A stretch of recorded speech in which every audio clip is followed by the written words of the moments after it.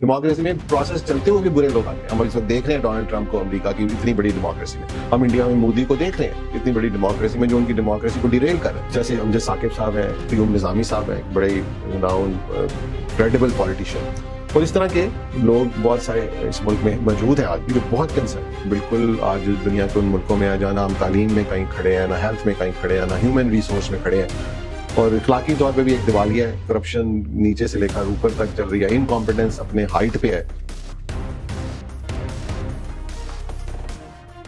Viewers, Aligarh institute जो हमारा forum है, हम एक अच्छी कॉज के लिए काम कर रहे हैं। हमारे जितने भी फोरम्स हैं, चैनल्स हैं, यूट्यूब, इंस्टा, फेसबुक, ट्विटर और टिकटॉक, इनको आप लाइक कीजिए, फॉलो करें और शेयर करें। व्यूअर्स, अभी चंद दिन पहले 23 मार्च गुजरा और अमेरिका, इसराइल, ईरान जंग की वजह से इतना मनाया भी नहीं गया यौम पाकिस्तान 23 मार्च, और इतना हाईलाइट भी नहीं हुआ। आज हम डॉक्टर अमजद अली खान साहब, जो पाकिस्तान जागो तहरीक के मरकजी सदर हैं, Aligarh institute of political leadership के फाउंडिंग मेंबर हैं, इनसे जानना चाहेंगे कि हम आज जहां खड़े हैं इसकी वजह क्या है और कैसे हम वो पाकिस्तान हासिल कर सकते हैं जिसका ख्वाब अल्लामा इकबाल ने देखा और जिसके लिए कायदा हुनर जिन्ना और उनकी टीम ने एक मिसाली किरदार अदा किया। डॉक्टर साहब, हिंदुस्तान पे मुसलमानों ने करीबन 1000 साल हुकूमत की। अकबर का दौर बड़ा सुनहरी दौर था, प्लूरल सोसाइटी थी, माइनॉरिटी को राइट्स थी, और जब अंग्रेज से बाद में आज़ादी के लिए स्ट्रगल की तो मुसलमानों और हिंदुओं ने इकट्ठे स्ट्रगल की। उसके बाद फिर क्या नौबत आ गई, क्या ऐसे हालात हो गए कि एक अलग स्टेट के लिए मुसलमानों को डिमांड करना पड़ी और स्ट्रगल करना पड़ी? देखिए, बड़ा इंटरेस्टिंग है ये डिबेट, क्योंकि इसके ऊपर आमतौर पे हम सिर्फ बहुत प्रेजेंट कॉन्टेक्स्ट में देखते हैं कि हिंदू मुस्लिम के दरमियान जो डिसएग्रीमेंट्स हुए और कांग्रेस और मुस्लिम लीग और फिर eventually it led to a separate state for Pakistan Muslims. असल में जब आप मुगल्स का आपने मेंशन किया, और मुगल से पहले दूसरी डायनेस्टीज भी आई, लेकिन उनका एक बड़ा अच्छा रहा कि ये तुर्किक थे ज्यादातर जो थे, तो इनका एक बड़ा अच्छा रहा कि इन्होंने जो कॉमन लोग थे यहाँ के, जिसमें हिंदूज थे ज्यादा मेजोरिटी में, लेकिन क्रिश्चियंस भी थे, जैन्स भी थे और लोग भी थे, तो इन्होंने एक ऐसी वहाँ पे एनवायरनमेंट बनाई कि उन लोगों को इंगेज रखा। एक तो उनकी जो कल्चर था उसको डिस्टर्ब नहीं किया, जो कि बहुत ही इंपॉर्टेंट बात होती है। इस तरह उनके रिलीजन को भी बिल्कुल कोई कंडेम नहीं किया, कोई सप्रेस नहीं किया, तो हिंदू जो थे वो इसके अंदर एग्जिस्ट करते रहे। और इसी तरह उनको इंपॉर्टेंट पोजीशंस पे गवर्नमेंट की जॉब्स में, जो सरकारी जॉब्स थी, इवन बादशाहों के जो दरबार थे उसमें उनके जो एडवाइजर्स में भी हिंदूज भी होते थे, दूसरे लोग भी होते थे, तो एक बहुत प्लूरल सोसाइटी थी। अरब जो अकबर से ये हुआ कि अकबर तो बिल्कुल एक नेक्स्ट स्टेप पे चले गए, उन्होंने शादियां भी हिंदू में कर ली, और उसके अलावा उन्होंने हिंदुओं को बहुत ही इंपॉर्टेंट डेजिग्नेशंस पे लेकर आए, जिसकी वजह से कि एक हिंदुस्तान को बड़ा आइडियली देखा गया। और हिंदुस्तान ने अगर आप इसको इकोनॉमिकली भी देखें तो बहुत फ्लरिश किया। हिंदुस्तान की जो इकोनॉमी थी ये दुनिया की लीडिंग इकोनॉमीज में इसको कंसिडर किया जाता है बिफोर द कॉलोनियल्स। अब एक जो शिफ्ट आई, वो शिफ्ट आई औरंगजेब के जमाने से। औरंगजेब आलमगीर भी आपको पता है कि एक हुक्मरान गुजरे और काफी लंबा उनका टेन्योर रहा। उसके 2-3 फैक्टर्स ऐसे हैं हिस्टोरिकली, उस जमाने में कुछ ऐसी बगावतें भी हुई, क्योंकि आप मुगल्स वीक हो रहे थे, वी मस्ट रिमेंबर, तो कुछ बगावतें हुई, कुछ और कुछ जो औरंगजेब थे ही वाज रिलीजियसली इंक्लाइंड थे बहुत ज्यादा, उनका एक अपना नुक्ता नजर था रिलीजन के बारे में। उस दौर में फिर कुछ सप्रेशंस किए गए और हिंदुओं के बारे में सर्टन उनको एलियनेट करने की कोशिश की गई, और उनका वो रोल जो स्टेट की एडमिनिस्ट्रेशन में पहले रहा था उस रोल को भी मिनिमाइज किया गया, और इस तरह की चीजें स्टेप्स होते गए।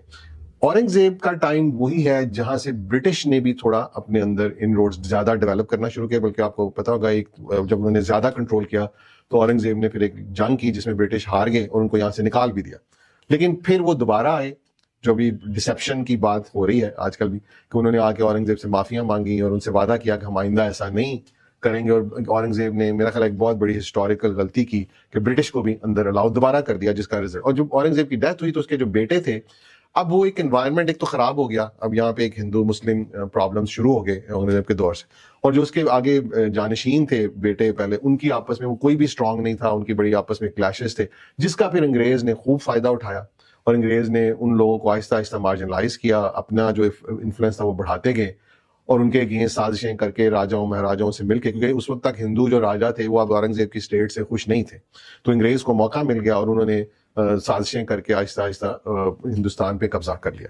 तो ये डिवाइड पहली वहां पे आई, जो अगर आप एनालाइज करें इसको क्रिटिकली, ये डिवाइड पे अंग्रेज ने इसका इस्तेमाल किया, जिसे हम कहते हैं डिवाइड एंड रूल, और ये आगे जब बढ़ती गई तो फिर 1857 की जो जंग आज़ादी के बाद انگریز نے جب ایک فیصلہ کیا، کیونکہ وہ تو اس کو بغاوت کہتے ہیں، ہم اسے جنگ آزادی کہتے ہیں، انہوں نے ایک انالیسس کیا کہ یہ جب تک ہم لوکل جو رولرز ہیں ان کو نہیں اندر لائیں گے تب تک ہمیں شاید پرابلم آئے. تو انہوں نے کہا کہ لوگوں کا direct contact local political leadership میں یا جو ریجنل پولیٹیکل لیڈرشپ کریٹ کی جائے، وہ کریٹ انہوں نے کی. انہوں نے ایک لینڈ ریفارم ایکٹ کیا، بہت سارے جو مزار مزور تھے اور اس طرح جو فیوڈلز تھے ان کو لینڈز دیں، ان کو اپنا لائل بنایا سب کو، اور ان کو پھر پالیٹکس میں بھی انٹر کر دیا. تو انہوں نے یہ پہلا سٹیپ. اس طرح انہوں نے کانگریس بھی خود انگریزوں نے بنوائی تھی، کیونکہ کانگریس کا مقصد یہ تھا کہ یہاں پہ وہ جو پولیٹیکل لیڈرشپ کو بٹھایا جائے، اور یہ ایک ہمیں درمیان میں بٹوین دا انڈین پبلک اور رولرز، جو ہمیں یاد رکھنا ہوگا کہ اس وقت تک خود کراؤن جو تھا وہ رول کر رہا تھا، اس سے پہلے ایسٹ انڈیا کمپنی تھی. تو انہوں نے اس کو ایک پورا سسٹم، وہ پڑھے لکھے لوگ تھے، ان کے پاس اس وقت بھی تھنک ٹینکس ہوتے تھے، انہوں نے ساری اس کے اوپر اپنی اسٹڈیز کی اور اس کے بعد انہوں نے یہ سارا سسٹم انٹروڈیوس کیا.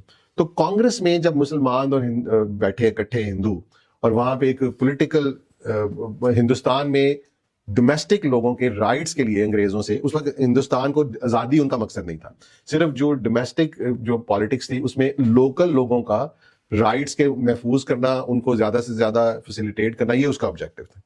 اس میں اگلے سٹیپ میں جب مسلمانوں کو فیل ہوا کہ کانگریس جو ہے وہ اتنا ایکٹیولی مسلمانوں کے لیے کام نہیں کر رہی، ان کے زیادہ آبجیکٹیوز ادھر ہیں، تو پھر مسلم لیگ بنی 1906 میں جو بنی.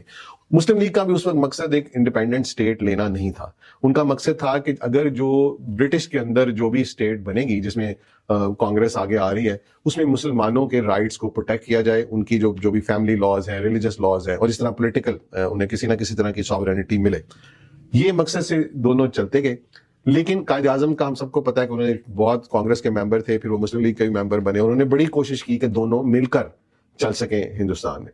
لیکن جب گاندھی کی ہندوستان میں انٹر ہوئے، گاندھی 1917-18 میں ساؤتھ افریقہ سے، گاندھی نے آ کے جو موومنٹ تھی کانگریس کی، اس کو ایک نیا رخ دیا، اور انہوں نے اس کو ہندوستان کی انگریز سے آزادی کی ڈائریکشن میں ڈائیورٹ کر دیا، جس سے کہ جناح سے ان کے ڈفرینسز ہوئے.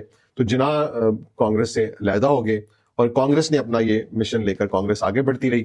جناح اس دوران میں وہی جو رول مسلم لیگ کا تھا کہ مسلمانوں کے رائٹس کو پروٹیکٹ کیا جائے، اس کے لیے ہوا، ہمیں پتہ ہے وہ لکھنؤ پیکٹ بھی ہوا، پھر بعد میں نہرو کے پوائنٹس اور قائد اعظم کے 14 پوائنٹس، یہ سارے اسی کا حصہ ہے. لیکن ایونچولی جناب بہت ڈس اپوائنٹ ہوئے اور وہ پھر چلے گئے ہندوستان سے. لیکن پھر وہ واپس آئے، اس کی ایک ڈیٹیل ہے کہ وہ کیسے آئے. اس کے بعد وہ ایکٹیو پالیٹکس میں پھر انٹر ہوئے، اور اس پالیٹکس میں پھر 1937 میں الیکشن کانگریس نے جیتا، مسلمانوں کو ووٹ نہیں ملے. اس میں پھر جب کانگریس کی حکومت آئی، اور اس وقت ابوالکلام آزاد بھی شروع سے آپ کو پتا ان کے ساتھ ہے، اس حکومت نے پھر مسلمانوں کو تھوڑا اور مارجنلائز کیا.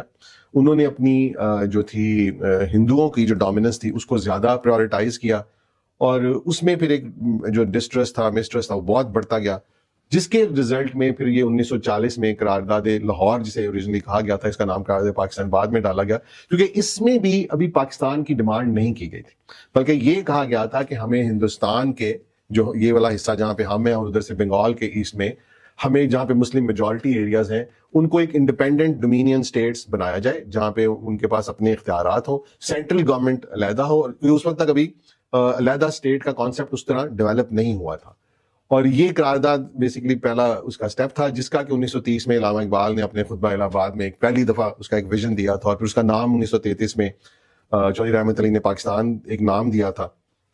تو یہاں سے جب موومنٹ آگے بڑھتی ہے، اور کانگریس جو ہے وہ کیونکہ ان کی جو بھی ریفارمز تھیں، اس قرارداد کے بعد وہ کانگریس اور مسلمانوں کے خلاف انہوں نے ایکشن شروع کر دیے. تو کیونکہ لازم بات ہے کانگریس یہاں نہیں چاہتی تھی کہ مسلمانوں کا ایک علیحدہ ڈومینین اسٹیٹس بن جائیں اور کچھ، تو وہ نہیں چاہتے، تو ڈفرینسز بڑھتے گئے، اور اب وہ ہندو مسلم ڈیوائڈ جو تھا وہ بڑھتا جا رہا تھا. اس میں پھر بڑے فسادات بھی ہوئے، ایسے وہ سارے چیلنجز آئے، اور ایونچولی یہ اس حد تک ہوا آپس میں دونوں کا جو کلیش تھا، جو ڈفرینسز تھے، کہ اس جگہ پہ پہنچا کہ اب اس کو علیحدہ 2 اسٹیٹس بنانے کے علاوہ کوئی چارہ نہیں رہا، برٹش کے پاس بھی نہیں رہا، اور ایون پھر کانگریس کو بھی ایکسیپٹ کرنا پڑ گیا کہ انہیں اب لگا کہ یہ لڑائی جھگڑا بڑھتا جائے گا، تو اٹس بیٹر کہ ہم اس کو علیحدہ کر دیں. تو یہ وہ جگہ تھی جہاں آ کے کنکلوڈ ہوا اس بیک گراؤنڈ میں کہ ہمیں علیحدہ اسٹیٹ چاہیے. علامہ اقبال اور قائد اعظم تو بڑے کلیئر تھے کہ ہمیں ایک ایسی ریاست چاہیے جو ایک ماڈرن ویلفیئر اسلامی اسٹیٹ ہوگی، جو اسلام کے سنہری اصولوں پہ چلائی جائے گی. لیکن ڈاکٹر صاحب جب 80 سال بعد ہم دیکھتے ہیں پاکستان کو، تو ایسا تو ہو ہی نہیں سکا. اس کی آپ کیا وجہ دیکھتے ہیں؟ دیکھیں یہ بڑا افسوسناک ہے، کیونکہ جب آپ جناح کے بارے میں پڑھتے ہیں اور اقبال کے بارے میں پڑھتے ہیں تو بڑا حیران کن ہوتا ہے، کیونکہ ہمارے یہاں نہ تقریروں میں، مقالوں میں اس طرح بتایا نہیں جاتا کہ جو ان کا ویژن تھا پاکستان کے بارے میں، اور جو تعلیم کے بارے میں ویژن تھا اقبال کا، قائد اعظم کا، اور وومن ایجوکیشن پہ ہی واز سو کلیئر کہ اقبال جناح نے یہاں تک کہا کہ اگر وومن ایجوکیشن نہیں ہوگی تو یہ تو ہم آگے بڑھ ہی نہیں سکتے، اتنا کلیئر تھے وہ.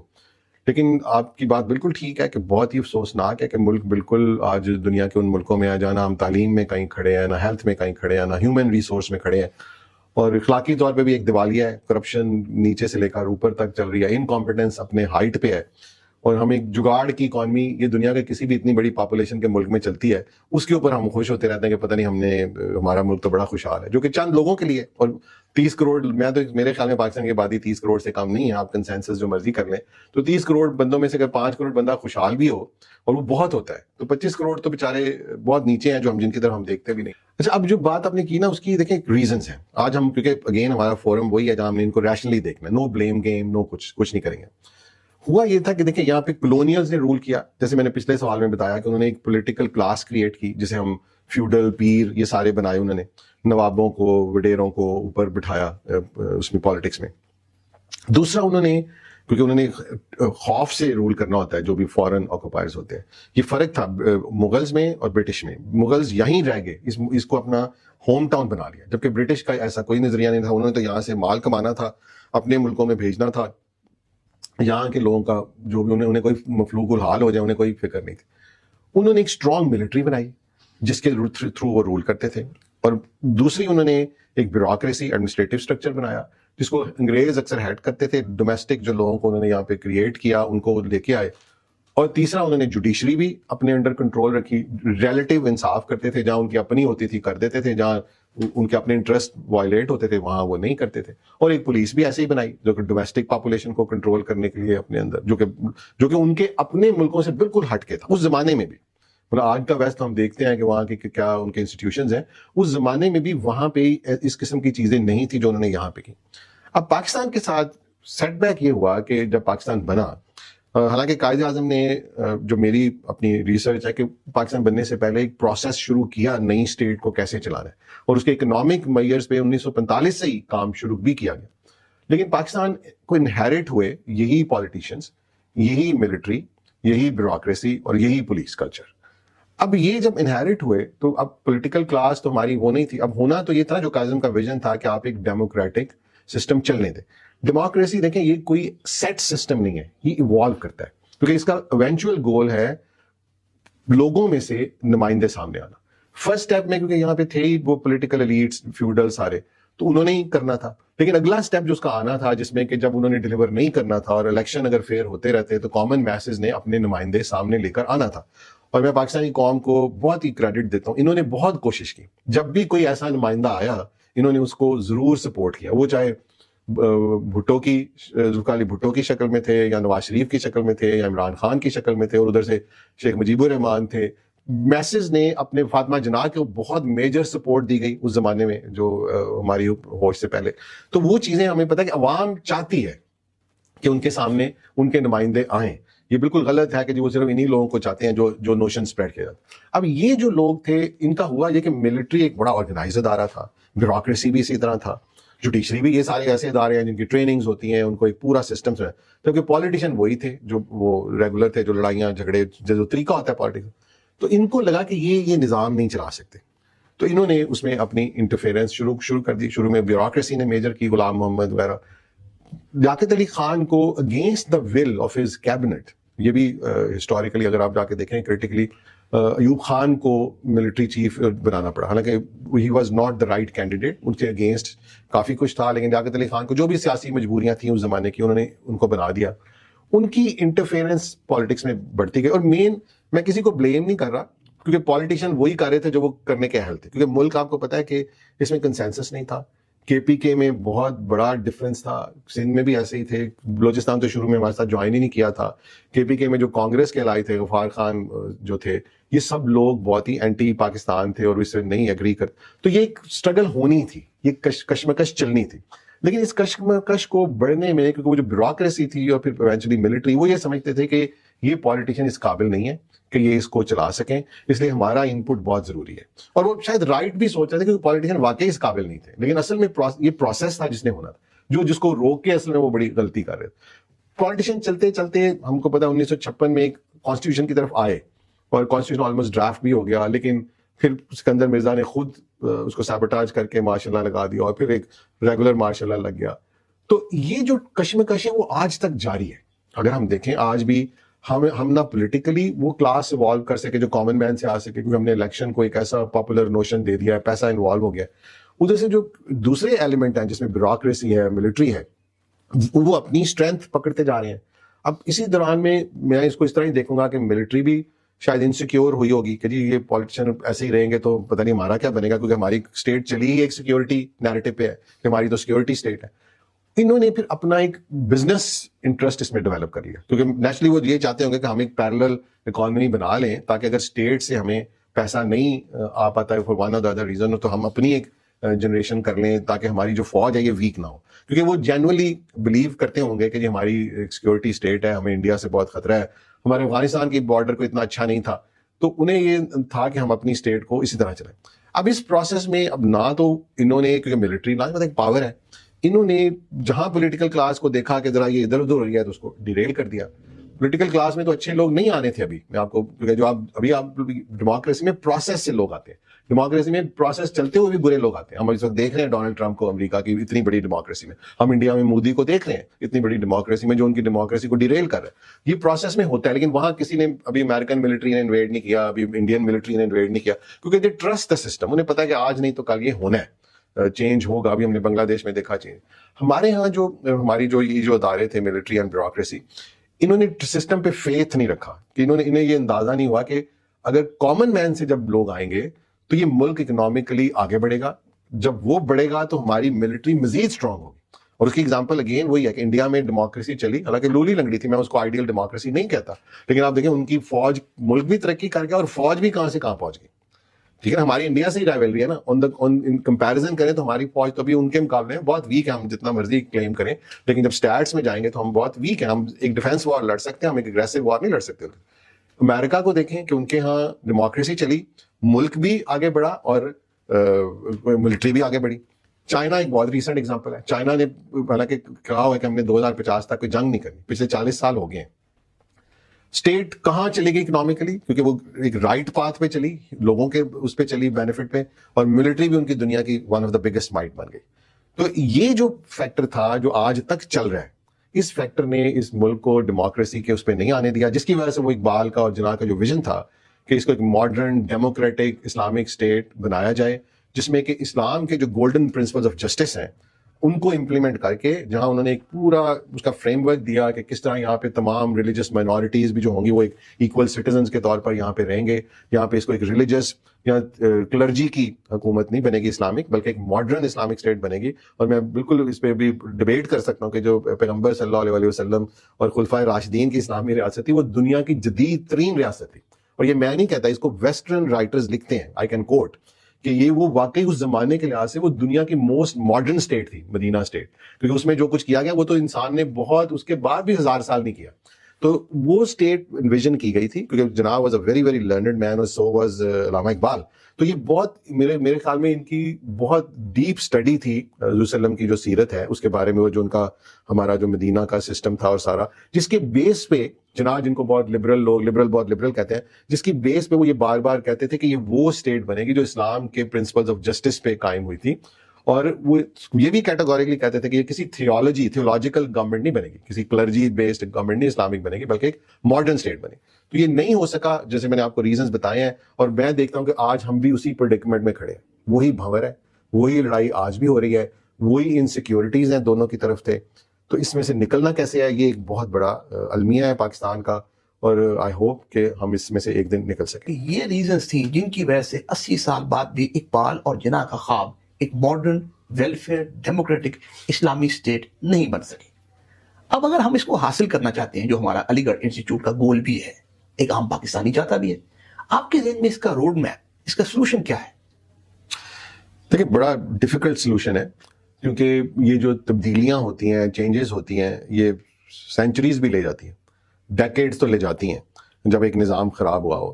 مطلب میں اس کو اس طرح دیکھتا ہوں جو پیغمبر صلی اللہ علیہ وسلم کا جو ریولوشن ہے جس کو 23 سال لگے, وہ پرابلی ہسٹری کا کوئکسٹ ٹائم ہے ایک بہت بڑی چینج کا. وہ اور شاید وہ اس میں تھوڑا سا اللہ کا ایک حکمت تھی کہ انہوں نے اللہ نے اب دکھانا تھا کہ ایک اسٹرگل ہوئی اور اس اسٹرگل کا یہ ایک نظام اس کے بعد قائم ہوا کہ اس کی کنٹینیوٹی آج تک اس قوم کی چل رہی ہے, ریلیجن کی, اسلام کی. تو لیکن ویسے یہ پاسبل نہیں. ہسٹوریکلی اگر آپ فرینچ ریولوشن کے پیچھے جائیں تو ایک لمبی اسٹرگل چل رہی ہے, ایک بہت انوائرمنٹ بنتا ہے, پلیٹ فارمز ڈیولپ ہوتے ہیں, سول رائٹس کے لوگ اٹھتے ہیں. اس زمانے میں بھی میں مڈل ایجز کی بات کر رہا ہوں, تحریکیں پہلے بھی چلتی رہی ہیں تو فیل بھی ہوئی, بادشاہتیں چلی دنیا میں ہزاروں سال. بس ہم جدید دور میں ہی دیکھ رہے ہیں کہ نظام بدلتے ہیں اور ڈیموکریسی آتی ہے, اس کو چیلنجز آتے ہیں, پھر آ جاتی ہے. اور ایون چائنا جیسی اسٹیٹ جو کہ ہم عام زبان میں ڈکٹیٹرشپ کہتے ہیں, حالانکہ وہ ہے نہیں, وہ ون پارٹی رول ہے, کسی بھی انڈیویجول رول نہیں ہے, لیکن وہ بہت بڑے ایک اکنامک اور social benefit for the people of China ہوا ہے. یعنی یہ اس کا ایک میریکل. اس طرح سنگاپور میں بھی ایسا ہی تقریباً ہوا ہے. اور تو پاکستان میں جو کرنا جو ہے نا جی, یہ اگر میں اس کو دیکھوں جو ہمیں سولوشنز پہ چلتے ہیں جو اسٹیپ وائز, پہلا تو ہے کوئک سولوشنز. کیونکہ یہ جو پریڈیکمنٹ ہے, یہ جو بھنور ہے جس میں یہ پھنسے ہوئے ہیں, مطلب نہ ہماری ملٹری اسٹیبلشمنٹ اور بیوروکریسی اسٹیبلشمنٹ پولیٹیکل اسٹیبلشمنٹ پہ ٹرسٹ نہیں کرتی, اور پولیٹیکل اسٹیبلشمنٹ ایک بہت انسیکیور اسٹیج میں کھڑی ہے کہ ہم نے ذرا ادھر ادھر ہوئے تو ملٹری یا یہ ہمیں ڈیریل کر دیں گے. تو اب یہ والا جو اسٹیج اس وقت ہے جو ہم ہائیبرڈ والی, یہ پہلے بھی رہی ہے کہ وہ ان کو خوش رکھنے کے لیے کوششیں کرتے رہتے ہیں. تو اس میں کنٹری آگے نہیں بڑھی. مطلب ہم نے قرضوں پہ ہم موجیں کرتے رہے. ہم نے مطلب آپ بنگلہ دیش جائیں, بنگلہ دیش نے اتنی ترقی کی پھر, لیکن بنگلہ دیش میں یہ خوشحالی نظر نہیں آئے گی یہاں پہ ہے. اس طرح انڈیا میں بالکل ایسے, انڈیا میں ایک طبقہ اب ہو رہا ہے, لیکن پھر بھی وہ جو اسٹریٹ خوشحالی ہے وہ انڈیا میں بھی آپ کو اس طرح نظر نہیں آئے گی. اور میں تو کہتا ہوں ویسٹ میں بھی نظر نہیں آتی. جب میں نیو یارک میں رہا ہوں, مینہٹن میں, جسے میکا آف دا ریسٹورینٹس کہتے ہیں, اس کے ریسٹورینٹس بھی خالی ہوتے ہیں ویک ڈیز میں شام کے بعد. یہاں پہ وہ رات کو بھی ہر ویک ڈے میں بھرے ہوتے ہیں, کیونکہ اس کا مطلب کہ یہ کوئی اور طرح کی اکانومی ہے جو چل رہی ہے, جو لوگوں کو نہ اس طرح انگیج کر رہی ہے اپنی کام میں, محنت میں, لیکن کہیں سے اس کو ایک ریسورس دے رہی ہے جس پہ یہ سارا اپنی زندگی کو گزار رہے ہیں. لیکن ایجوکیشن ہمیں پتہ ہے فیل ہے, ہمارے گورنمنٹ اسکول فیل ہے سب. تو پہلا جو ڈائلاگ ہے نا میرے خیال میں پاکستان کے جو دانشور ہیں, بہت بڑا وہ بھی کرائسس ہے ہمارے. وہ اب دانشور ہی نہیں رہے. اب نہ وہ فیض احمد فیض ہیں, نہ احمد ندیم قاسمی ہیں, نہ حبیب جالب ہے, اور بڑے بڑے لوگ, انتظار حسین ہے, میں کس کا نام, امجد اسلام ہے, بہت بڑے بڑے لوگ تھے ہمارے یہاں جن کو کہ آپ کہہ لیں کہ پورے ہندوستان میں ان کی ریکگنیشن تھی, جہاں جہاں اردو زبان سمجھی جاتی تھی. اب وہ کرائسس ہے, لیکن ابھی بھی ہیں لوگ میرے خیال میں, وہ لوگ رائٹرز, جرنلسٹ, بیوروکریٹس, جو اچھے بیوروکریٹس تھے جو بھی ریٹائرڈ فارم میں کہیں نہ کہیں موجود ہیں, ایکس سروس مین, جو شہری ہیں جن کی بڑی ہائر اچیومنٹس ہیں, جیسے امجد ثاقب صاحب ہیں, قیوم نظامی صاحب ہیں, ایک بڑے ریناؤنڈ کریڈیبل پولیٹیشین, اور اس طرح کے لوگ بہت سارے اس ملک میں موجود ہیں آج بھی جو بہت کنسرن ہیں. لیکن ان لوگوں کو اب پیچھے نہیں بیٹھنا چاہیے. ان کو آپس میں, کیونکہ ان کو اللہ نے بہت سارے لوگوں کو بہت ریسورسز بھی دیے ہیں, عزت بھی دی ہے, ان کو آگے بڑھنا چاہیے, اپنا ایک پلیٹ فارم بنانا چاہیے, اور اس کے بعد ایک ریشنل ڈائلاگ کرنا چاہیے with political establishment and military establishment, اور ان کو جس میں اس میں ایکسپرٹ ساتھ رکھیں, ہمارے جو بہت بڑے بڑے اکانومسٹ ہیں, پولیٹیکل سائنٹسٹ ہیں, ان کو ساتھ بٹھائیں, جو ان کو بتائیں کہ یہ جس ڈگر پہ ملک چل رہا ہے اس میں آج شاید آپ کو اپنے لیے لگتا ہے کہ ہمارے لیے شاید یہ بینیفیشل ہے, عوام کے لیے تو ہے ہی نہیں, یا ایک مخصوص طبقے کے لیے ہے, جو ہر ایک کرپٹ نظام کا ایک پرویلیج طبقہ تو ہوتا ہے, وہ پوری دنیا میں رہا ہے, ایسے ہی رہا ہے, تو وہ تو ہے. لیکن یہ ایونچولی ایسا نہیں رہے گا, اس لیے امپائرز ٹوٹ جاتی ہیں. ہمارے سامنے رشیا ٹوٹ گیا, ہماری اپنی زندگی ہے, اور اب امریکہ کا ہم ڈیمائز دیکھ رہے ہیں اسی وجہ سے کہ انہوں نے جب لوکل جو ڈومیسٹک پاپولیشن کے جو بینیفٹس تھے اس کو جب ڈس ریگارڈ کرنا شروع کیا اور ایک خاص طبقے کو, کیپٹلسٹ طبقے کو نوازنا شروع کیا, تو اس کا رزلٹ اب یہ آ رہا ہے. تو یہاں پہ بھی یہی ہوگا, اور اس کا کرائسس اس سے بہت زیادہ ہوگا کہ ہم تو ایک غریب ملک ہیں. تو ان کو ایک انٹلیکچولی ریشنلی سمجھایا جائے کہ یہ آپ لوگ رول اب اڈاپٹ کریں, اور دونوں بیٹھ کے اس ڈائلاگ میں جو ان کے اپنے ویسٹڈ جو چیزیں ڈیولپ ہو چکی ہیں, ویسٹڈ انٹرسٹ, ان کو بھی جو سٹیکس ڈیولپ ہو چکے ہیں, ان کے جو سٹیکس ڈیولپ ہو چکے ہیں, ان سٹیکس کو سامنے رکھا جائے, اور پھر سلولی اس کو ایڈریس کرتے کرتے ایک نظام بنایا جائے. کیونکہ جیسے میں نے بتایا اپنے پچھلے اس میں کہ جب ڈیموکریسیز ڈیولپ ہوتی ہیں تو ملٹریز بھی ڈیولپ ہوتی ہیں. کنٹریز ایکچولی زیادہ سیکیور ہوتی ہیں. جو کنٹری اکنامکلی سیکیور نہیں ہوگی, اس کے اندر ایک کوہیزونیس نہیں ہوگی, وہ کنٹری بگر آرمی کے ساتھ بھی ڈیفینڈ نہیں کر سکتی. جب تک قوم اکٹھی نہیں ہوتی, آپ قوم اگر آپ کی اکٹھی ہوگی تو آپ کم مائٹ کے ساتھ بھی اپنے آپ کو ڈیفینڈ کر سکتے ہیں, ٹھیک ہے نا. لیکن جس طرح ہم ابھی دیکھ رہے ہیں ایران میں, کیونکہ کم ریسورسز ہیں لیکن قوم شاید اکٹھی ہے تو وہ ڈیفینڈ کر رہے ہیں. ڈاکٹر صاحب لاسٹ ہماری انڈیا جنگ بھی آپ دیکھ لیں, ہاں. مئی 2025 کہ ہم نے انڈیا کو اس لیے بیٹ کر دیا, قوم کھڑی تھی فوج کے پیچھے. قوم پیچھے کھڑی. تو یہ جب بلڈ نہیں کریں گے اس کا ایونچولی, دیکھیں آج امریکہ آپ کا الائی ہے, کل اس نے نہیں رہنا. میں آپ کو ابھی بتا دیتا ہوں, تو آپ لکھ لیں یہ نہیں رہنا. اس کے اپنے ہی یہ نہیں رہنے. کبھی برٹش تھا نا, آج برٹش کسی کا الائی ہے, کوئی برٹش کے اپنے پاس ریسورسز نہیں ہے کہ وہ آپ کو کہاں سے نوازے. چائنا یہ والا الائی نہیں ہوگا, یہ بھی میں آپ کو بتا دیتا ہوں. چائنا امریکہ والا الائی نہیں ہوگا. China will be a different kind of ally. تو اس میں آپ کو یہ چیزیں, کیونکہ چائنا نے جو گلوبل گورننس انڈیکس دیا ہے نا اپنا نئی اسٹریٹجی, اس کو پڑھ کے دیکھ لیں. اس نے آپ کو مجبور کرنا ہے کہ آپ یہاں پہ وہ ریفارمز کریں. تو اس لیے بہتر ہے آپ ابھی سے شروع کر دیں اس ریفارم کو. تو ایک تو میرے ذہن میں یہ سولوشن ہے جو میں سوچتا ہوں. ڈاکٹر صاحب ہماری جو جنرل پبلک ہے, ایک عام پاکستانی, وہ اس حوالے سے کیا رول پلے کر سکتا ہے؟ وہ مایوس بھی ہے, پریشان بھی ہے, کرنا بھی چاہتا ہے, وہ کیا کر سکتا ہے؟ دیکھیں جنرل پبلک, ساری جنرل پبلک تو ہمارے جیسے ملکوں میں نہیں کر سکتی. ایک بہت بڑا طبقہ ہے جو بیچارہ بہت سپریسڈ ہے, الٹریٹ ہے, اسے نہ ایجوکیشن دی گئی ہے نہ ہنر دیا گیا. 80-85% لوگ تو وہ بیچارے تو خود سے کوئی انیشیٹو لینے کی اہلیت ہی نہیں رکھتے. یہ اہلیت اصل میں رکھتے ہیں جو ملک کے پڑھے لکھے طبقہ اور established merchant class, middle class, upper middle class, merchant class. ایک ہائر اینڈ بزنس کلاس ہوتی ہے جو جس کے بہت ہی اپنے انٹرسٹ ہوتے ہیں, وہ انفارچونیٹلی ملک کے لیے کم سوچتے ہیں, وہ اپنے پرویلیجز کو سوچتے ہیں. لیکن ایک مرچنٹ کلاس ہوتی ہے. اس مرچنٹ کلاس نے جو یورپ میں ریولیوشن آیا تھا اس میں بڑا رول پلے کیا تھا. یہ ہماری کو 5-7% لوگ, 8% لوگ ہیں, لیکن یہ لوگ بہت بڑا انقلاب لا سکتے ہیں. کیونکہ یہ مڈل کلاس, اگر دیکھیں یہ بھی ڈرائنگ روم ڈسکشنز بیٹھے, فورم, اب تو فورمز آ گئے, اس پہ لکھ کے خوش ہو جاتے ہیں لوگ, یا اس پہ لوگوں کی ویلاگ پوڈ کاسٹ سن کے خوش ہو جاتے ہیں. تو ان کو ایک کسی نہ کسی لیول پہ ایکٹیو ہونا ہوگا. ہماری جو آرگنائزیشنز بہت ساری سول لبرٹیز کی اور سول رائٹس کی, ہیومن رائٹس کی جو کام کر رہی ہیں, انہیں بیسکلی کمیونٹیز کو انگیج کرنا چاہیے, باہر نکل کر کمیونٹیز کو امپاور کریں. آپ پولیٹیکلی ایکٹیو ہونے کی بات کر رہے ہیں ڈاکٹر صاحب؟ Politically and socially. جس طرح میں آپ کو, کیونکہ جو آپ کا حلقہ ہے, میں اس میں جب گیا تھا, آپ کو یاد ہے, میں آپ سے یہی کہتا ہوں کہ اپنی کمیونٹی کو امپاور کریں. جو میں نے ویسٹ میں دیکھا کہ ان کی کمیونٹیز امپاورڈ ہیں, ان کی جو سول رائٹ آرگنائزیشن ہے, آپ دیکھیں وہ ٹرمپ کے خلاف نو کنگ کی آج بھی کرتے ہیں, مارچ کرتے ہیں. تو یہ جو ہماری کمیونٹی امپاور نہیں ہے, یہ رول ہمیں پلے کرنا پڑے گا ایز سٹیزنس. ہم صرف, اب ٹھیک ہے اللہ نے ہم سب کو خوشحال بھی کیا ہوا ہے, ریسورسز بھی دیے ہوئے ہیں, لیکن اس کا یہ مطلب نہیں ہے کہ ہم ریسورسز کو صرف اپنی لگژریز پر اسپینڈ کرتے رہیں, اپنی گاڑیاں بہتر سے بہتر کرتے رہیں. ہمیں اپنی, میں تو اس طرح دیکھتا ہوں کہ اگر میں گھر سے نکل کے بازار میں جاتا ہوں اور بازار میں ایک ڈسپلن نہیں ہے, گندگی ہے, تو میری کیا انجوائمنٹ ہے وہاں؟ میں تو اس طرح دیکھتا ہوں. میں کسی پبلک پارک میں جاتا ہوں, اس پارک میں گندگی ہے, لوگوں کو نہ شعور ہے, تو میری تو کوئی انجوائمنٹ نہیں ہے اس میں. ٹو ٹیل یو دیٹ, میں تو نہیں ایک ارریلیونٹ ہو کے رہ سکتا. تو آئی بلیو کہ ہمیں اپنی کمیونٹیز کو انگیج کرنا چاہیے. انہیں یہ M P A M N A کے انفلوئنس سے نکالنا چاہیے, انہیں سرکاری اداروں کے انفلوئنس سے نکالنا چاہیے. ایک اتنا سا ادارہ ہوتا ہے اور پوری کمیونٹی کو اس نے آگے لگایا ہوتا ہے, آپ سے رشوتیں لے رہا ہوتا ہے. ایک میٹر کلرک آتا ہے, وہ آپ سے رشوتیں لیتا ہے, آپ پھنسے ہوتے ہیں. جب کمیونٹیز امپاور ہوتی ہیں, تو ویسٹ میں بھی یہ نہ سمجھے کہ وہاں کرپشنز نہیں تھیں, وہاں بھی تھیں, لیکن قوم امپاور ہوئی ہے, جس کی وجہ سے قوم اپنے رائٹس کے لیے کھڑی ہوئی ہے. تو یہ ہمیں چھوٹے چھوٹے کمیونٹی بورڈز بنانے پڑیں گے.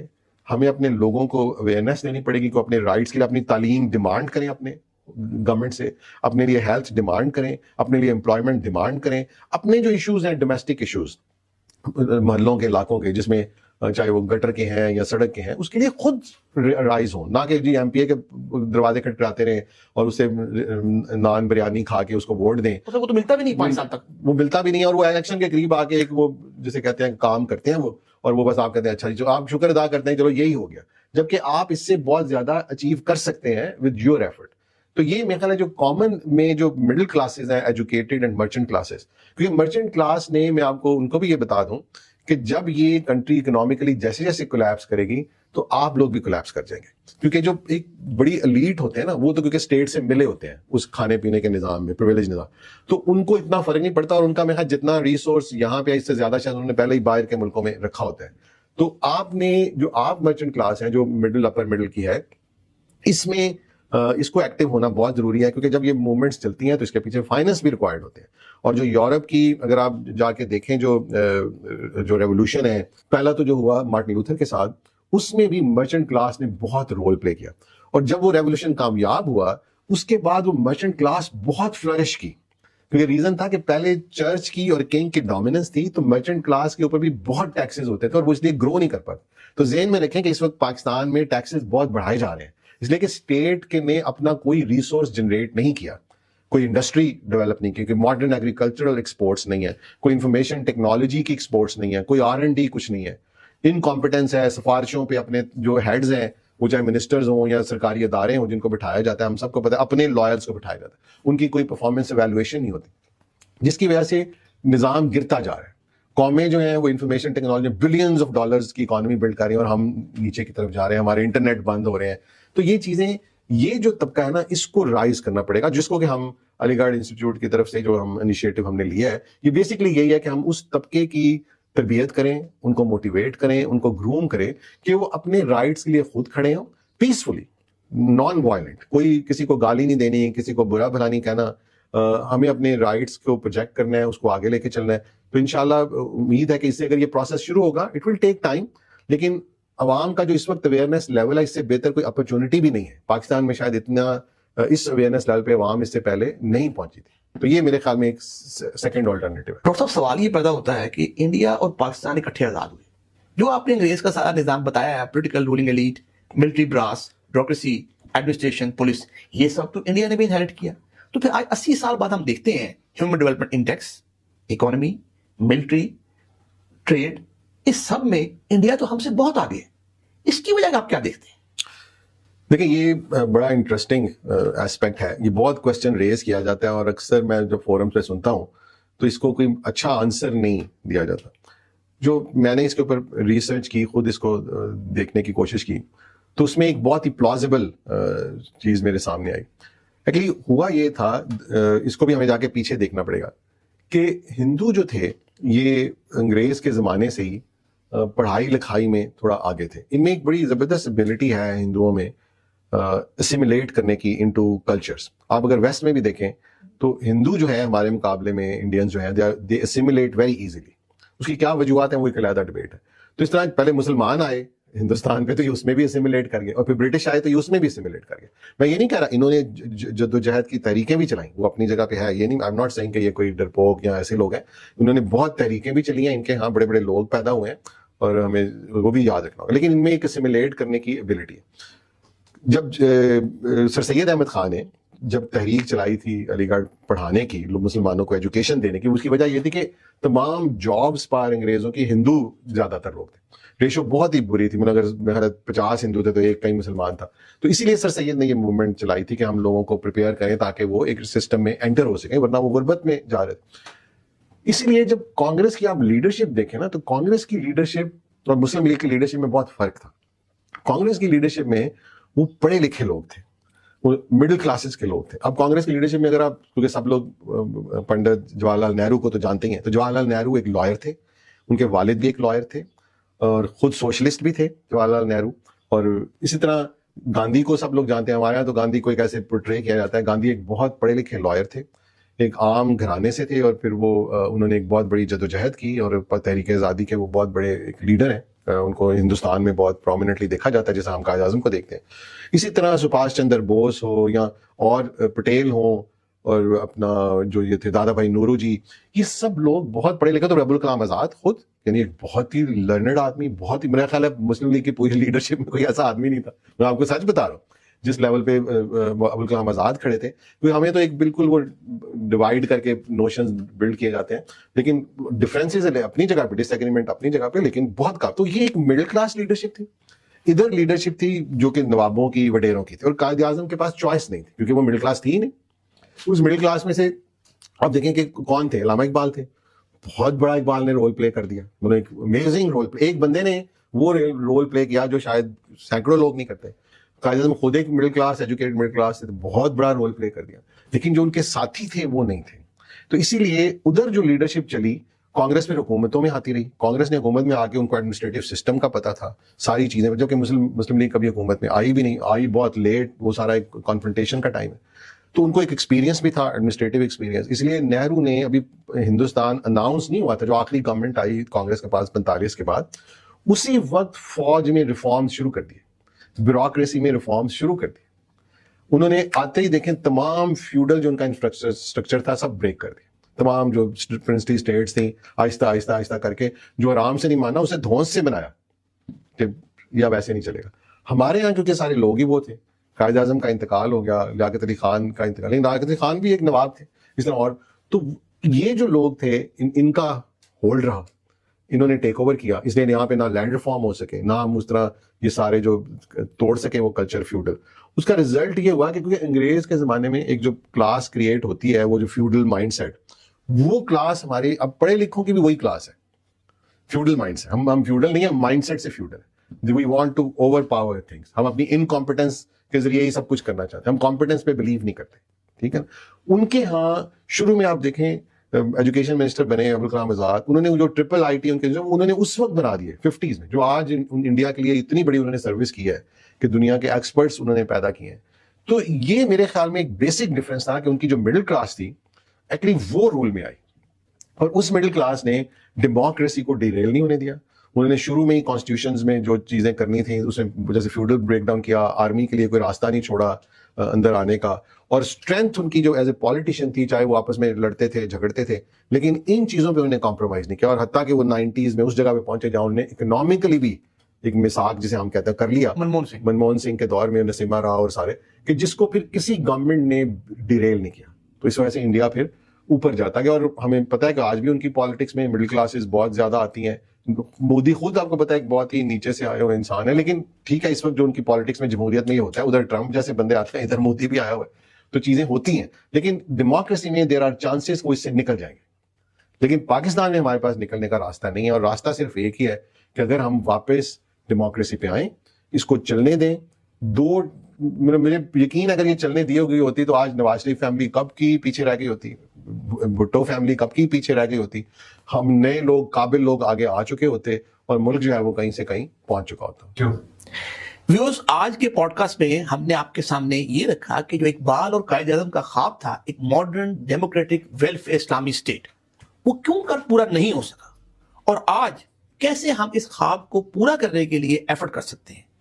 تو آپ کو خود ایکٹیو ہونا ہوگا, اٹھنا ہوگا, اور یہ جو ہر وقت حکمرانوں سے, اپنے M P A, M N a, senator اور حکمرانوں سے امید لگاتے ہیں کہ یہ کچھ کریں گے, یا پھر آپ مایوس ہو کے بیٹھ جاتے ہیں کہ کچھ نہیں ہونا, اس سے کچھ نہیں ہوگا. آپ کو اٹھنا ہوگا, منظم کرنا ہوگا, اپنے آپ کو آرگنائز کرنا ہوگا, اپنے محلوں میں, اپنی سوسائٹیز میں اس حوالے سے ایفرٹ کرنی ہوگی, تب یہ پاکستان وہ پاکستان بن سکے گا جس کا خواب اقبال اور قائد اعظم نے دیکھا تھا. یہی علی گڑھ انسٹیٹیوٹ کا مقصد ہے کہ مڈل کلاس سے ایسی لیڈرشپ آگے لانا جو پھر اس ملک کو وہ ملک بنا سکے جو ماڈرن ڈیموکریٹک ویلفیئر اسلامی اسٹیٹ. Thank you.